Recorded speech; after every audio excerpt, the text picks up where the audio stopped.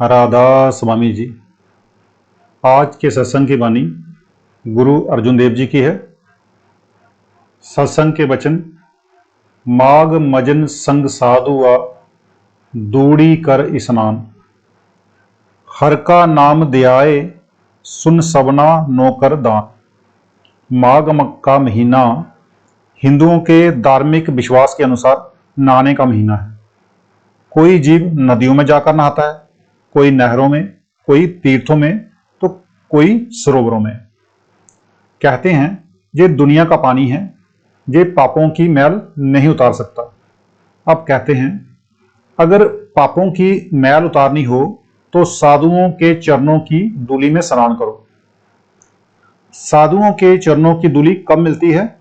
जब ये 9 दरवाजे छोड़कर सूरज, चंद्रमा और सितारे पार करके ऊपर चला जाए। वहां जो सतगुरु के स्वरूप का नूर है वह धूलि है। अब सवाल पैदा हुआ कि इस धूलि में नहाने का क्या फायदा है? तो गुरु साहिब जवाब देते हैं कि उसमें नहाने से इसके जन्मों जन्मों के पाप दूर हो जाते हैं। फिर वहां शब्द हो रहा है जिसे वेद नाद कहते हैं, ऋषि मुनि आकाशवाणी कहते हैं। उसको सुनने से मन बच में आ जाता है। कहते हैं उसे खुद सुनो और लोगों से भी कहो कि अंदर आओ और सुनो। जिस तरह किसी को खजाना मिल जाए तो वह सारे घर वालों को बताता है। अगर कोई कहे कि अमेरिका में जमीन मुफ्त मिलती है, हमारे बहुत से भाई अभी अपने हल बखर छोड़कर जाने को तैयार हो जाएं, मगर नाम की तरफ कोई कोई ही आता है। अब गुरु अर्जुन साहब कहते हैं कि अगर तू अपने पाप उतारना चाहता है तो माघ मजन संग साधुआ दुड़ी कर स्नान, कि संतों के पास जा और उनके चरणों की धूलि में स्नान कर। जो संतों के बाहरी चरण हैं उनको भी नमस्कार है, मगर जहां गुरु अर्जुन साहब का आशय यानी कहने का मतलब है कि सतगुरु के नूरी स्वरूप के चरणों से है। जब तू सतगुरु की हिदायत के मुताबिक अंदर जाएगा, पर्दा खोलकर रूहानी मंडलों पर चढ़ेगा, तो आगे धुन हो रही है जो सीधी सचखंड से आ रही है। उसे पकड़कर माली के घर जाना है। उस धुन को सुनो और लोगों को भी सुनाओ। कहो कि नाम जपकर धुन को सुनो। गुरु रामदास जी कहते हैं जन नानक दूड़ मंगे तिस गुर सिख की, जो आप जपे अब रह नाम जपावे। जो शिष्य नाम जपता है और लोगों को भी जपाता है वह धन्य है। मैं उसके चरणों की धूलि मांगता हूं। ये मागी एक त्योहार करनी है तो ये करो। कोई कहीं जाता है, कोई कहीं। कई कहते हैं मेरा अमावस्या का स्नान सफल हो जाए, मगर पानी पापों को नहीं उतार सकता। फिर आगे कहते हैं जन्म कर्म मल उतरे मनते जाए गुमान, काम क्रोध ना मोहिए बिनसे लोभ स्वान।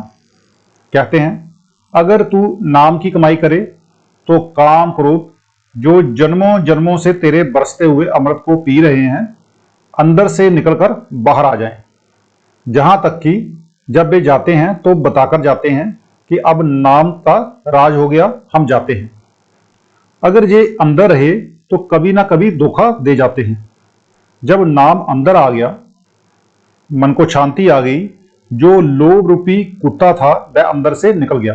कहते हैं अगर स्नान करना है तो ये करो, इस तीर्थ पर करो और कोई तीर्थ नहीं है।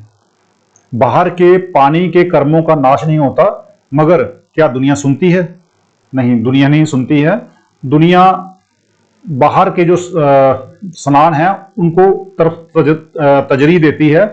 हमें बाहर के स्नान की तरफ तजरी नहीं देनी, हमें अंदर के स्नान करने हैं। फिर आगे कहते हैं सच्चे मार्ग चल दिया उस्तत करे जहान, 68 तीर्थ सगल पुन जिय दिया परवान। जो अंदर जाना, परमेश्वर का भजन करना है, ये सच्ची राह है। कहते हैं अगर तू सच्ची राह पर चले तो जहां भी तेरी शोभा है और आगे भी तेरी शोभा है। सारे हिंदुस्तान में 68 तीर्थ हैं, मगर किसी तीर्थ में जाकर उसके पानी में जाकर स्नान करोगे तो उसमें इतनी ताकत नहीं है कि वह आपके पापों की मैल उतार सके। हाँ, शरीर की मैल उतार सकता है। इसके विपरीत जो अंदर तीर्थ है उसमें स्नान करने से जन्मों जन्मों के पाप उतर जाते हैं। इसी तरह इसके अंदर गंगा, जमुना, सरस्वती हैं, जिसे हिंदू त्रिवेणी और ऋषि मुनि प्रयाग कहते हैं। वह हिंदुओं, मुसलमानों, ईसाइयों, यहूदियों मतलब कि सबके अंदर है।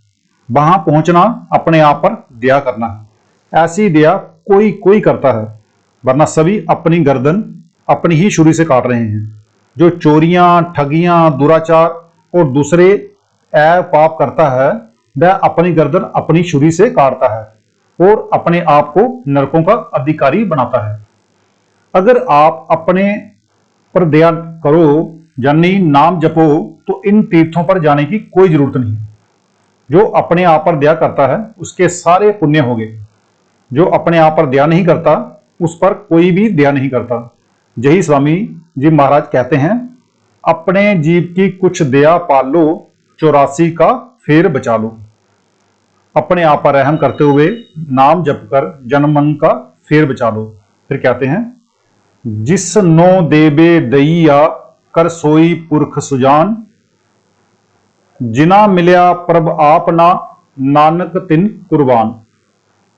नाम की दौलत बड़ी ऊंची है, जिस पर परमात्मा की बख्शिश हो उसे ही मिलती है। अब गुरु अर्जुन साहब कहते हैं कि जिन्होंने मनुष्य जन्म पाकर पर्दा खोल लिया, जो अंदर रूहानी मंडलों पर गए, उनका जन्म लेना धन्य है। हम उन पर कुर्बान जाते हैं। जिस तरह रुपयों को परखने के बाद खोटे बाहर फेंके जाते हैं और खरे खजाने में रखे जाते हैं, इसी तरह जिन्होंने नाम की कमाई की वे मालिक की दरगाह में पहुंचकर खरे हो गए। इसके विपरीत जिन्होंने गुरु की और नाम की परवाह ना की, दुनिया के धंधों में लगे रहे, वे खोटे होकर रद्दी के रद्दी रह गए। फिर आगे कहते हैं, माग सुचे से काणिया जिन पूरा गुरु मेहरबान। कहते हैं, जिन्हें माह का महीना यानी मनुष्य जन्म पाकर कोई गुरु मिल गया, उसने नाम दे दिया और उन्होंने नाम की कमाई कर ली, वे धन्य हैं।